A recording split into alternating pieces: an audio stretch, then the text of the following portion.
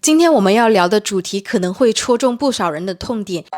就是那些我们买了之后后悔到肠子都青了的物品。你是否曾经被种草一件看似完美的商品，结果买回家后却发现根本不实用？所以在今天的视频里呢，我会逐一吐槽那些看似实用实则鸡肋的产品，让大家避避雷，避免再次入坑。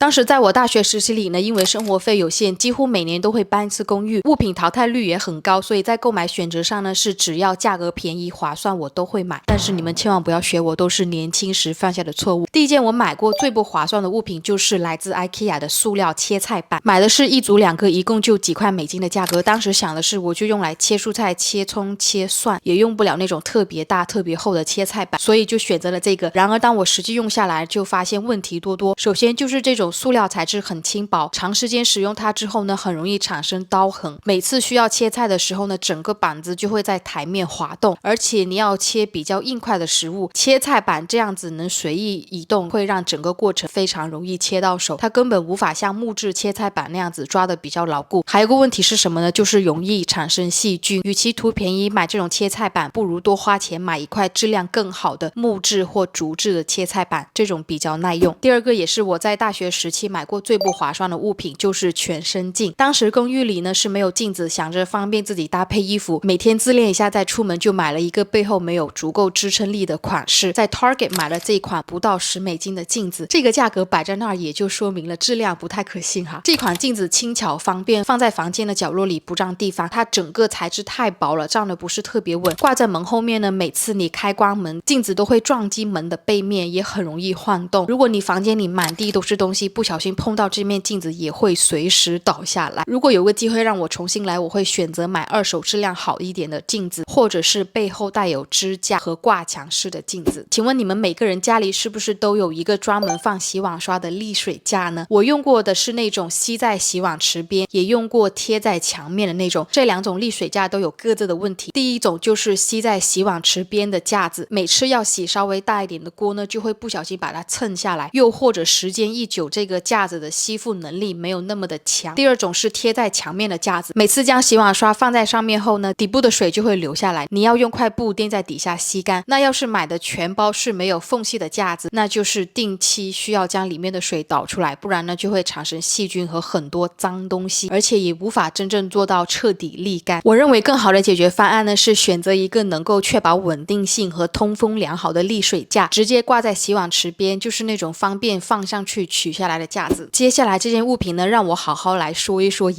家的这款化妆台镜子。我曾经在家里呢就买了这款化妆台，应该也是在我最早期的视频里面有出现过，这不是我选的，是我家里人给我选的。我当时第一眼看到这个镜子呢，是觉得它很简约，设计也挺有北欧风格，但在使用它的这几年下来呢，有不少值得我吐槽它的点。第一就是镜子左右两边的小抽屉，用来收纳化妆品、护肤品呢，瓶瓶罐罐装不进去，只能来装一些非常小样的东西。我非常不喜欢的一点呢，就是这2个小抽屉真的是太凸出来了。要是我想把什么东西放在桌面上平铺展开来，这2个小抽屉只会挡住空间的生长性。其次就是桌面上这块固定的玻璃也是让我头疼，尽管我多保护它，还是避免不了里面进去一些灰尘，藏在玻璃和桌面之间，没有办法将它清理出来。我眼睁睁看到里面有脏东西，但没有办法清理出来的那种心情，作为强迫症的我实在是受不了。至于化妆镜下方的那个大抽屉，说实话它也不够深，稍微高一点的东西呢完全装不下。说白了，这个化妆镜除了好看，实用性真的是非常有限，任何高瓶身的东西都装不进去，桌面上呢也没有足够的空间放置收纳盒。如果你考虑买这款化妆镜呢，答案是1000万都不要去买好吗？我目前是居住在我姐姐家里，我就发现她家里有这2件物品，也是被网上的种草视频所影响到了。先来说说这个鸡蛋收纳盒，这个设计的目的就是方便你拿取鸡蛋，比如前面的鸡蛋被拿走，后面的自然就会自动滚出来补位。听我这么说是不是很方便？如果你刷过任何给家里补囤或 restocking 的视频，90%你都会看到那些博主们先把食品的包装拿出来，再重新装进一个新的收纳盒里，顺便再给每个收纳盒里做个标签，写上名字和过期日期。这一系列的操作不就是在脱裤子放屁吗？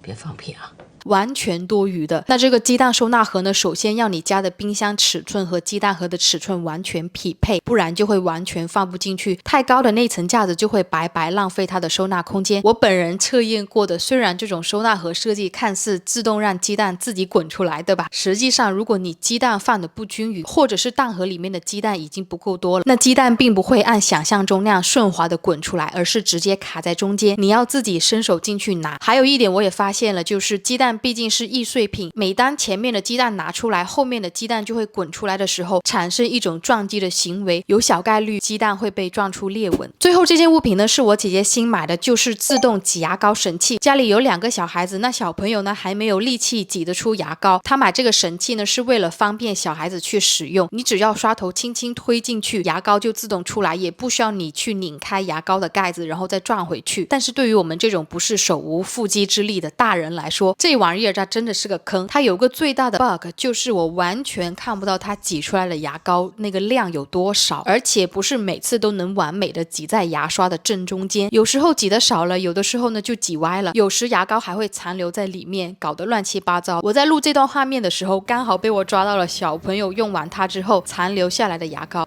那我是该感谢他们给我提供这画面素材。装上去的这支牙膏呢是全新的，所以用起来很顺畅，但是可想而知，如果等到差不多用完之后，你必须要手动将后面的牙膏往前推，然后再放进去。还有像我们这种使用频率高的家庭，那它的整洁度真的是难以保证啊。不知道你们多少人的家里也有买过这种自动挤牙膏神器呢？如果有的话，可以在下面留言告诉我。好了，那这个呢就是以上今天的内容，如果你们喜欢，不要忘记点赞和关注。那我们下期视频再见啦，拜拜。